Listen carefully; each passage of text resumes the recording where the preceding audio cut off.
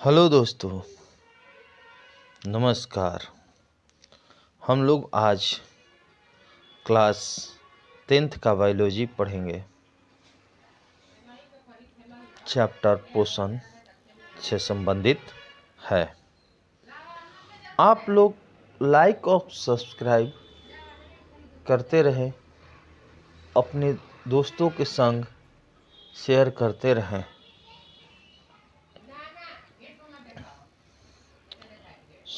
सौपोषी पोषण के लिए आवश्यक है।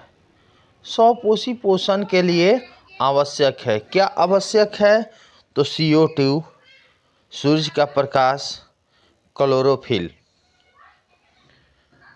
प्रकृति में ऑक्सीजन का संतुलन कैसे बना रहता है? तो यह कैसे बना रहता है? प्रकाश संश्लेषण क्रिया द्वारा बना रहता है। प्रकाश संश्लेषण द्वारा किसकी प्राप्ति होती है? प्रकाश संश्लेषण द्वारा ग्लूकोज की प्राप्ति होती है। प्रकाश संश्लेषण क्रिया में ऑक्सीजन बाहर नहीं निकलता है। प्रकाश संश्लेषण क्रिया में ऑक्सीजन बाहर निकलता है। किससे? तो ऑक्सीजन बाहर निकलता है जल से। प्रकाश संश्लेषण क्रिया में ऑक्सीजन बाहर निकलता है किससे? तो जल से। मैग्नीशियम पाया जाता है। मैग्नीशियम पाया जाता है कहाँ पर? क्लोरोफिल में मैग्नीशियम पाया जाता है। कवकों में पोषण की कौन सी विधि है? तो कवकों में पोषण की मृतजीवी विधि है। क्लोरोफिल वर्णक का रंग है हरा। कूटपाद किसमें पाया जाता है? तो कूटपाद जो अमीबा में पाया जाता है। मनुष्य की शरीर की सबसे बड़ी ग्रंथि है। मनुष्य की शरीर की सबसे बड़ी ग्रंथि है कौन सा है? तो यकृत। मनुष्य की शरीर की सबसे बड़ी ग्रंथि यकृत है। आहार नाल का सबसे लंबा भाग कौन सा है? तो छोटी आंत। कौन सा है? छोटी आंत। अमीबा अपना भोजन कैसे पकड़ता है? तो अमीबा अपना भोजन कूटपाद के द्वारा पकड़ता है। कौन सा एंजाइम वसा पर क्रिया करता है? तो लाइपेज एंजाइम जो है वसा पर क्रिया करता है। पीतरस कहाँ से स्रावित होता है? पीतरस यकृत से स्रावित होता है। अमीबा में अधिकांश पोषण कैसे रहता है? अमीबा में अधिकांश पोषण कैसे रहता है? अंतर्ग्रहण के द्वारा अमीबा में अधिकांश पोषण होता है। किसकी उपस्थिति के कारण पौधों का रंग हरा होता है? किसकी उपस्थिति के कारण पौधों का रंग हरा होता है? तो यह क्लोरोफिल के कारण पौधों का रंग हरा होता है। प्रकाश संश्लेषण क्रिया होती है किसमें? प्रकाश संश्लेषण की क्रिया होती है तो हरे पौधों में प्रकाश संश्लेषण की क्रिया होती है। मनुष्य में पाचन क्रिया कहाँ से आरंभ होती है? मनुष्य में पाचन क्रिया मुख से आरंभ होती है। लार में कौन सा एंजाइम पाया जाता है? लार में कौन सा एंजाइम पाया जाता है? तो टाइलिन और एमाइलेज लार में एंजाइम पाया जाता है। अमाशय के जठर ग्रंथियाँ कौन सा अम्ल स्रावित करता है? अमाशय के जठर ग्रंथियाँ कौन सा अम्ल स्रावित करता है? तो HCl जो अम्ल है उसको स्त्रावित करता है। HCl का फुल फॉर्म अगर कोई पूछे तो क्या होगा? हाइड्रो। आप लोग इसको HCl का फुल फॉर्म का कमेंट में बताएं। आगे पढ़ते हैं। वसा का पाचन किसके द्वारा होता है? वसा का पाचन किसके द्वारा होता है? वसा का पाचन लाइपेज के द्वारा होता है। किसी मरुस्थलीय पौधों में प्रकाश संश्लेषण के दौरान बनने वाला मध्यस्थ उत्पाद है। कौन सा उत्पाद है? तो मौलिक अम्ल। यहाँ मौलिक लिखा गया है, मौलिक नहीं होगा, मैलिक अम्ल। मैलिक अम्ल। शरीर में पाए जाने वाले जैव उत्प्रेरक पदार्थ कहलाता है। शरीर में पाए जाने वाले जैव उत्प्रेरक पदार्थ कहलाता है। क्या कहलाता है? तो एंजाइम। कौन प्रकाश संश्लेषी अंग है? कौन प्रकाश संश्लेषी अंग है? तो पत्ती। कौन प्रकाश संश्लेषी अंगक है? किसे कहते हैं प्रकाश संश्लेषी अंगक? तो हरित लवक और क्लोरोप्लास्ट को कहते हैं।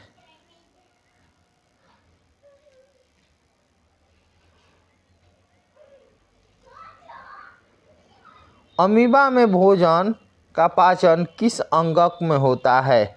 अमीबा में भोजन का पाचन किस अंगक में होता है? तो भोजन रसधानी में अमीबा में भोजन का पाचन होता है।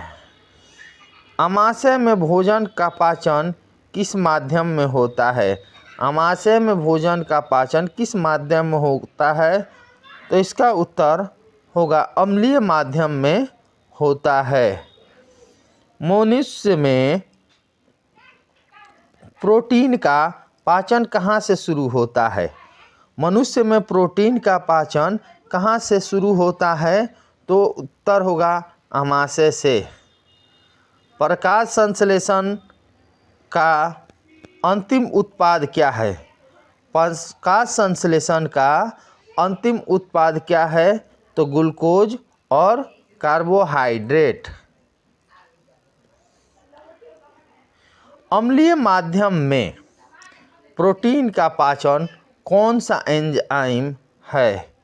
तो उत्तर होगा इसका पेप्सिन। अम्लीय माध्यम में प्रोटीन का पाचन कौन सा एंजाइम है? तो पेप्सिन। आप लोग लाइक और शेयर करते रहें और चैनल को सब्सक्राइब करें। अमीबा है। अमीबा क्या है? तो प्राणी समभोजी है। अमीबा है। अमीबा क्या है? प्राणी समभोजी है। किस पाचक रस के प्रभाव से आमाशय में दूध थक्का सा जम जाता है? अथवा दूध के प्रोटीन को कौन पचाता है? अगर ऐसे भी क्वेश्चन आ जाएगा कि दूध के प्रोटीन को कौन पचाता है, तो दूध के प्रोटीन को रेनिन ने पचाता है। यकृत से कौन सा रस निकलता है? यकृत से कौन सा रस निकलता है? तो पीत रस निकलता है।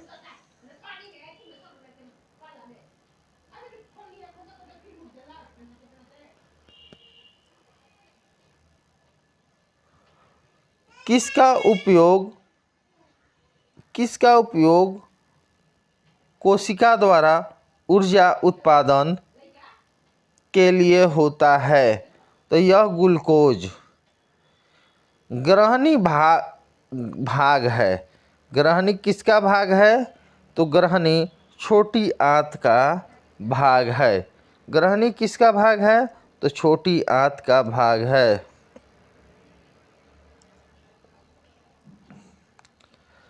प्रकाश संश्लेषण प्रक्रम में सूर्य की विकिरण ऊर्जा को ग्रहण करके उसे बदला जाता है। तो यह किस में? रासायनिक ऊर्जा में। हरे पौधों में पोषण की विधि कहलाती है स्वपोषण। हरे पौधों में पोषण की विधि कहलाती है स्वपोषण। प्रोटीन और इसके यौगिक के संश्लेषण के लिए कौन तत्व अनिवार्य है? प्रोटीन और इसके यौगिक के संश्लेषण के लिए कौन तत्व अनिवार्य है? तो नाइट्रोजन।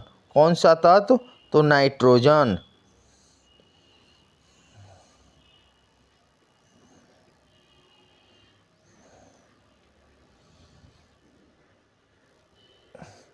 कौन पादप परजीवी अमरबेल है? कौन पादप परजीवी है? तो अमरबेल है। कौन पादप परजीवी है? तो अमरबेल पादप परजीवी है।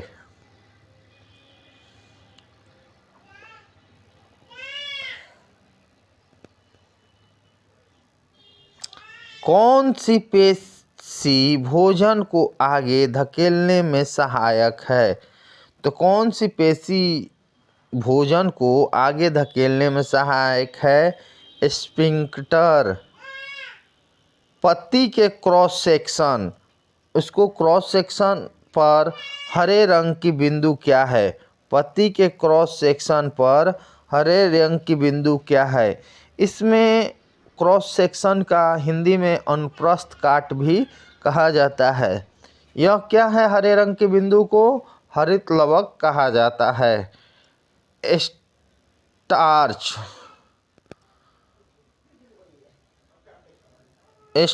होगा। स्टार्च को तोड़ने वाला एंजाइम है। स्टार्च को तोड़ने वाला एंजाइम है। कौन सा एंजाइम है? एमाइलेज।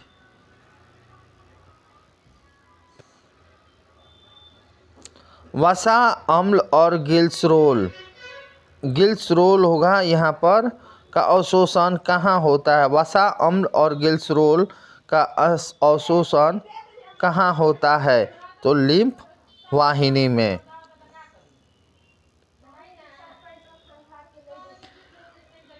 पाचन क्रिया कहाँ पूरी होती है? तो पाचन क्रिया छोटी आंत में पूरी होती है। दांत पर पाए जाने वाली कठोर परत कहलाती है तो एनामल। दांत पर पाई जाने वाली कठोर परत कहलाती है एनामल। विषमपोषी जीव अपनी उत्तरजीविता के लिए आश्रित रहते हैं हरे स्वपोषी पौधों पर। क्षुद्रांत के भीतरी सतह पर पाया जाने वाला ऊर्जा अवशोषण भाग है विलाई और दीर्घरोम। कौन सा है? विलाई है और वे पौधे जिनका पोषण सड़ी गली चीज़ों पर आश्रित रहता है उन्हें कहा जाता है मृत जीवी। जठर ग्रंथियां कहाँ पाई जाती है? तो आमाशय में। जठर ग्रंथियां कहाँ पाई जाती है? आमाशय में।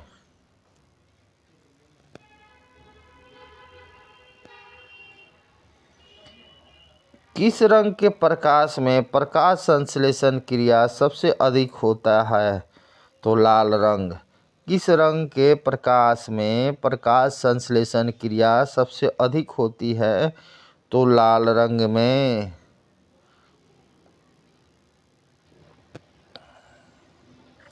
मंड परीक्षण के लिए हरी पत्ती पर आयोडीन डालने से पहली पत्ती को अल्कोहल में डाला जाता है तो यह क्लोरोफिल को घोलकों के लिए।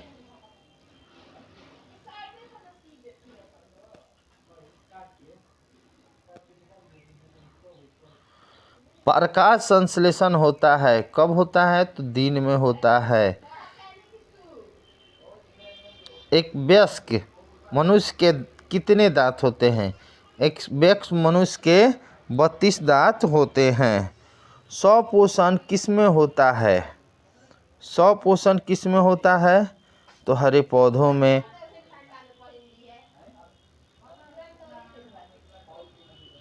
किसके द्वारा अमीबा में भोजन का अंतर्ग्रहण होता है?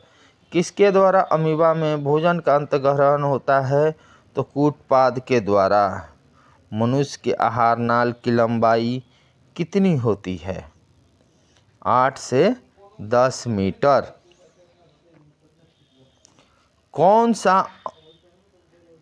कौन वसा को वसा अम्ल और ग्लिसरॉल में बदलता है? लाइपेज।